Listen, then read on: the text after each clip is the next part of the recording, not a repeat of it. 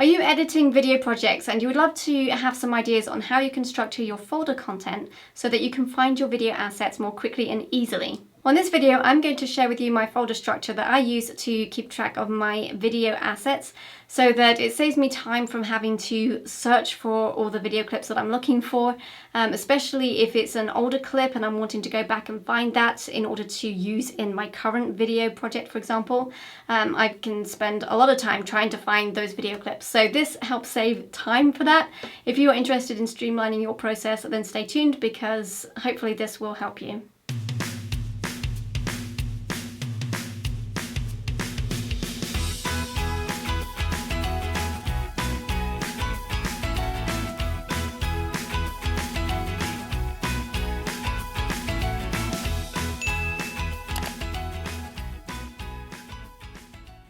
Okay, so I've got two views up here because there's a difference in how I structure my YouTube content, which is content that goes out on a weekly basis, and there is a difference between how I structure my course content. So first of all, I'm going to tackle the YouTube content, which is this one right here.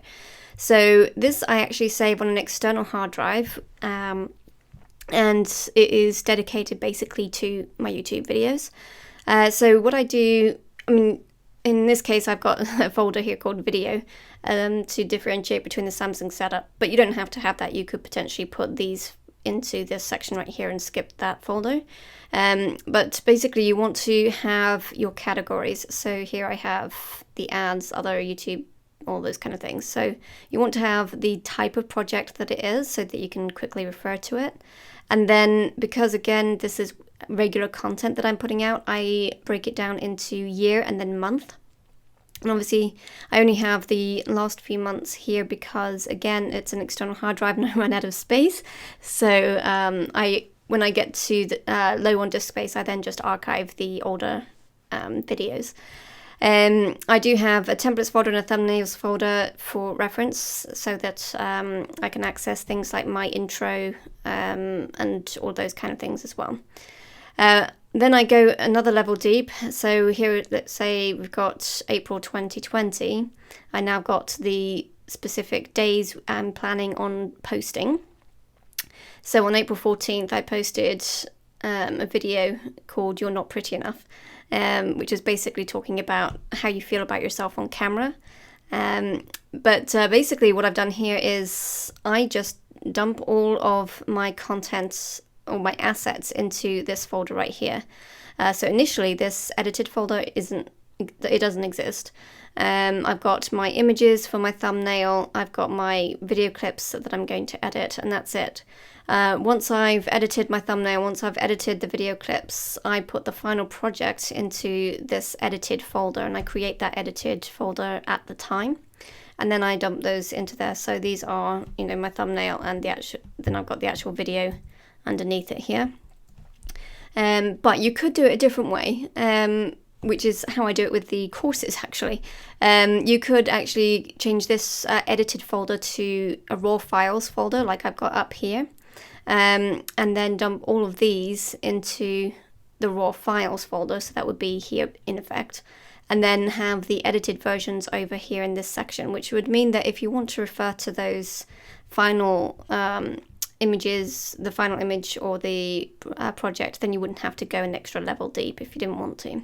So if I go up to here, this is how I structure the course. So this is actually saved on my desktop, so it's in the movies folder. So I've differentiated it from all the other stuff here by saying it's the course. And then I've got different courses. So this is the Teach with Video course that I'm showing you here. And then I break it down into the modules, obviously the introduction and summaries and all that kind of thing as well.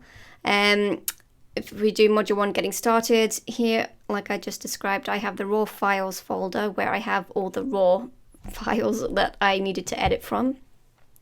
And then I edited the final versions into this section here, so I wouldn't have to go an extra level deep. Now, you can do it a couple of ways when it comes to your B-roll, your music, your images, and all of those kind of things.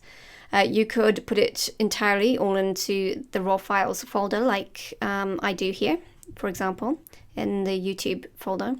Or what I've done here for this one I put all my B-roll into a separate folder over here and had that available to access across my project. So there were times, for example, I might want to use some of this B-roll in a couple of different videos, and rather than necessarily have it on, let's say, getting started, you know, in the raw files and having to go to that and then wanting to use it in a pre-production thing, instead I just put all the B-roll into one bucket and then just went through this bucket to find the B-roll that I wanted to include.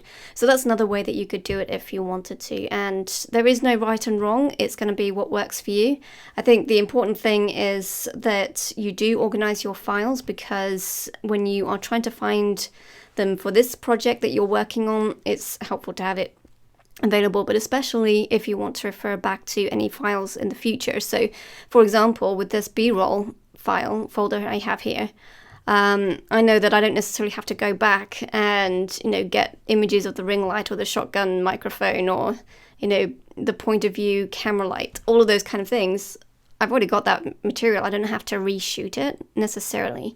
I could go back to here and see if any of that would work. So it just makes finding those things much easier, especially if you're wanting to go back and reuse things from an older project inside a new project. Okay, so I hope that was helpful, and if you want more tips on how to edit your videos faster, then be sure to check out this ultimate guide to editing your videos faster.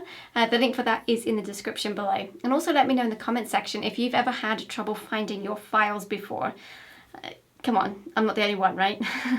And if you like this video, please hit that like button, subscribe, and hit the bell for notifications for more videos related to creating online courses using video. Stay creative, and we will talk soon.